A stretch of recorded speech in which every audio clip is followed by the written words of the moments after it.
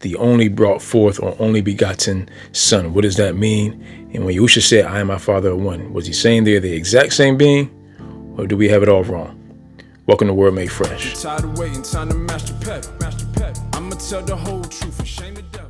Shalom, fam. I am Shalamah. If you're new, I want to say welcome. And if you're returning, I want to say welcome back. Thank you so much for you guys who have subscribed newly and for the great comments and dialogue we are able to have as well. We're going to jump right into it. This is a follow-up video from the last one we did, talking about the essence of Yahusha, and just want to dig a little bit more deeper into it to make sure that this thing is clear here. If you haven't caught the very first one, that really lays a great foundation to all of this that I'm speaking of here. So please do that. I'll put the link in the description. But you know I don't like long intros, so let's get right to it. Untitled Chapter number 8. And let's go to verse number 41. And the word reads this. He says, Ye do the deeds of your father. Then said they to him, We be not born of fornication. We have one Father, even Alahaym. Yahusha said unto them, If Alahaym were your father, ye would love me, for I proceeded forth and came from Alahaym. Neither came I of myself, but he sent me. And so, looking at verse number 42, when we isolate that passage, on the surface, it looked like Yahusha was just saying, I was in the Shamayim with my father.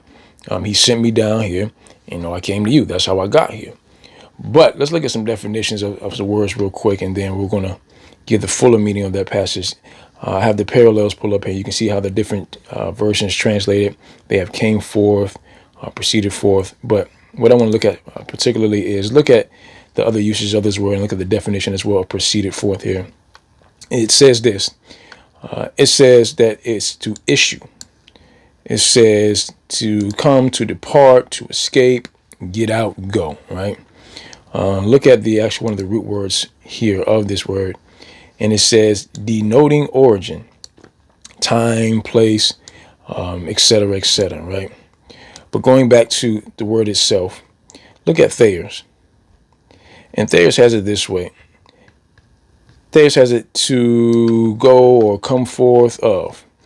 It has with mention of place out of which one goes, right?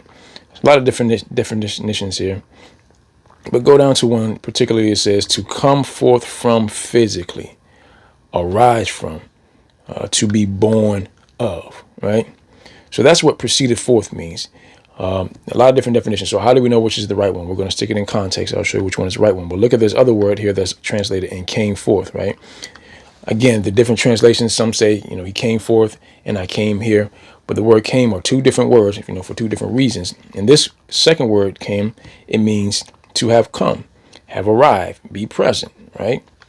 Basically just, I came here and that's how I got here, right? And so I show all that to help us understand that, again, when we isolate that passage, it looked like Yahusha just saying, I came from the Shamayim and I arrived to you. That's what it looks like. But we got to remember, sticking it back in context, verse number 41, notice what they said. We be not born of fornication.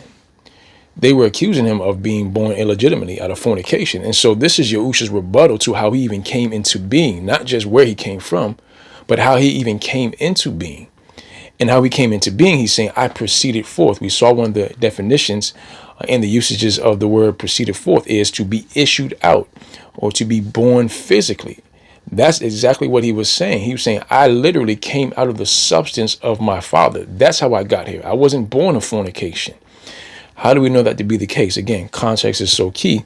When we continue to read in that chapter in verse number 58, the word says this. Yahusha said to them, Truly, truly, I say to you, before Abraham or Abraham came to be, I am.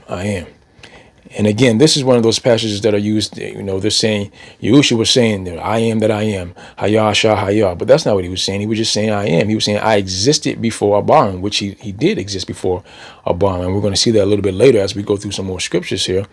But again, he's talking about not just where I came from. He's talking about this is how I even came into being.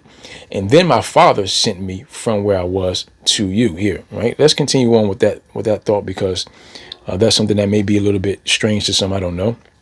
But look in Untitled chapter 1, verse 14. When we talk about this concept of brought forth or begotten, the word says this, and the word became flesh and pitched his tent among us, and we saw his esteem as of an only brought forth of a father. We know that to be the Father, complete in favor and truth, right? Let's look at the definition of this word brought forth. And we have it here. It says this, and it's pretty plain. Only born. That's what it says, right? Only born. Soul, only, begotten child. That's what the word means. We leave that definition alone. We don't change it. We stick with it as it is, right? Let's look at Thayer's. Single of its kind, only. He says, used of only sons or daughters, viewed in relation to their parents, right?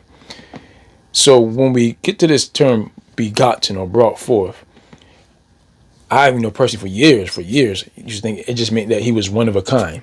And it does mean that. It means that exactly.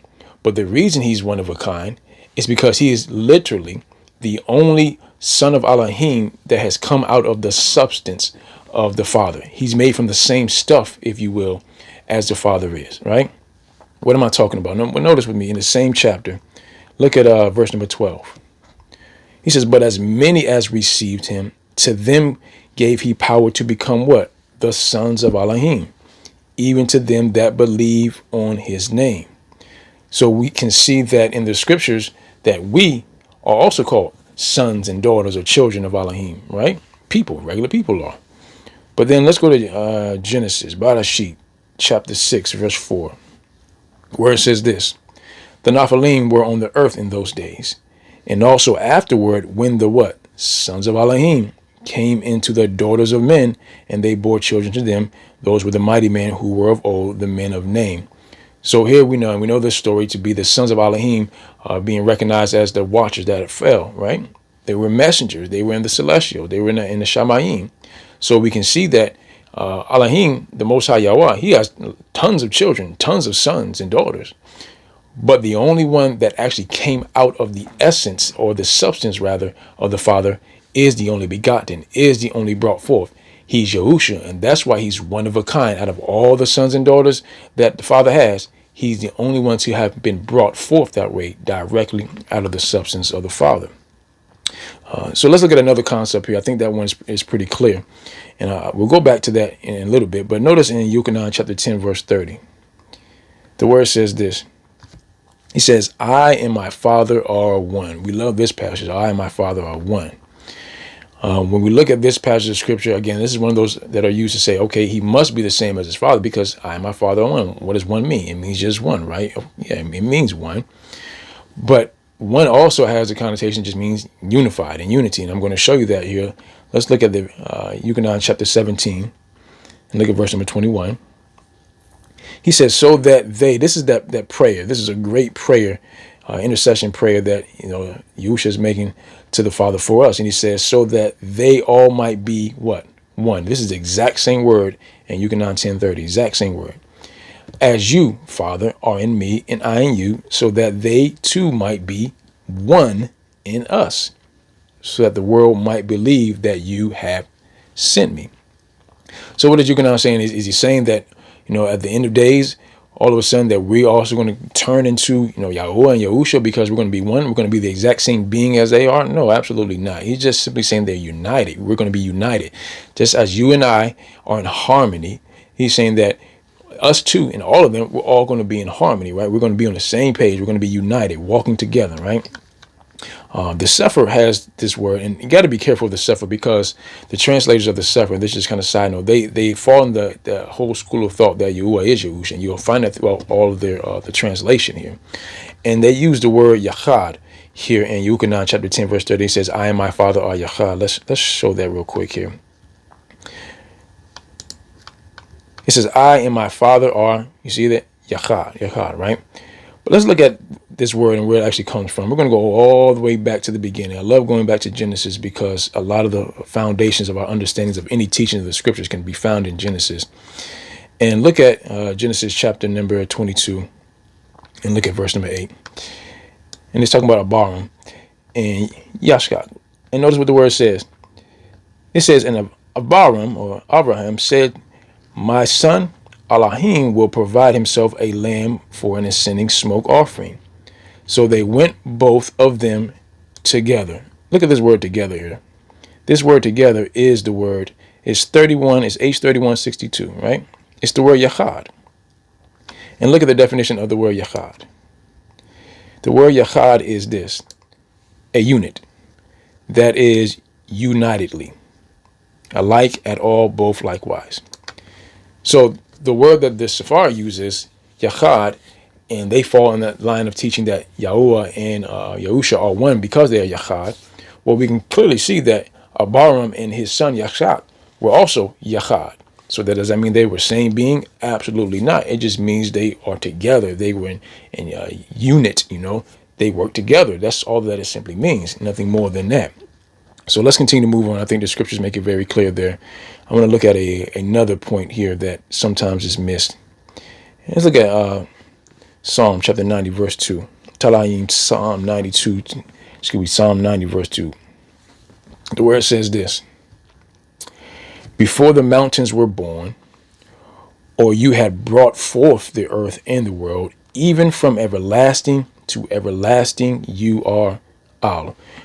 We talked about this term Al, and we talked about how in this singular form, this is the singular of Alahaym, how it's only ever applied to the Father. It's never applied to the bond. It's only ever applied to the Father and false mighty ones, right? Because it's the singular form. But the word is, it says everlasting to everlasting, from everlasting. Look at the definition of everlasting here. It's word Alam. And it says properly concealed. We want to look at that. That is the vanishing point. Generally, time out of mind. What is he simply saying? He says eternity, vanishing point. It means like when you go look for a beginning in everlasting, you're not going to find it because it doesn't have one. It's not there, right? When you read the scriptures, you will not find this phrase ever assigned to the bond, from everlasting to everlasting. Now it says he lives forever, but every time you look at the Son in the word, he's always in relation to time. Now I'm not going to sit here and act like I know how time works in eternity before time came into earth. I don't know. I'm not going to front like I do.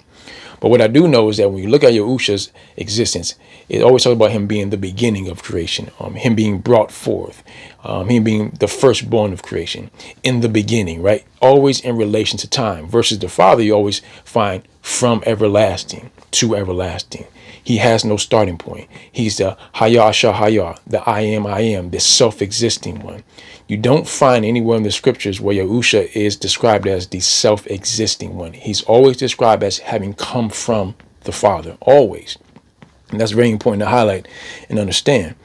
And if I could, I'm going to read a passage of scripture in Enoch here. Let's read that, matter of fact, and then I'll kind of give maybe an example here. But look at Chanuk 48, verse 3, and look at 5 through 6 as well. The word says this: at the very hour, the Ban Adam was named in the presence of Yahweh of Alahaym. His name named before the Ancient of Days. Yes, before the sun and the suns were created, before the Shama stars were formed, his name was named before Yahweh of Alahaym. And then he says, for the Bakir, or that is the elect one, and other translations have it as the elect and concealed one, existed in his presence before the world was created and lives forever. Right? If I can kind of give an elementary example, using some, anthropomorphism, which is just a fancy word for saying assigning like human attributes to Alahaym to help us get a mental picture of what's really going on here, right? I'm a father. I have children. I have a quiverful, right? But before any of those children were ever brought forth into the world, before they ever came into the world, they were seeds in me, right? So essentially, they were always with me, if you will. They were in my loins, right? But they didn't have any life in them. There was no ruach in them at all. There's no reality. No, they weren't cognitive of anything at all. Cognitive of anything. And when they entered into the womb, when they got the spirit in them, when they got a ruach in them, they were living beings. Yes, in the womb, they are living beings, right? But even then, in the womb, they were concealed from the rest of the world, but they were living beings, right? So essentially, the idea is that my seed has always been with me, in a sense, if you will. Hold that thought, and let's continue on and look at chapter number 62 and verse number 7 back in Enoch.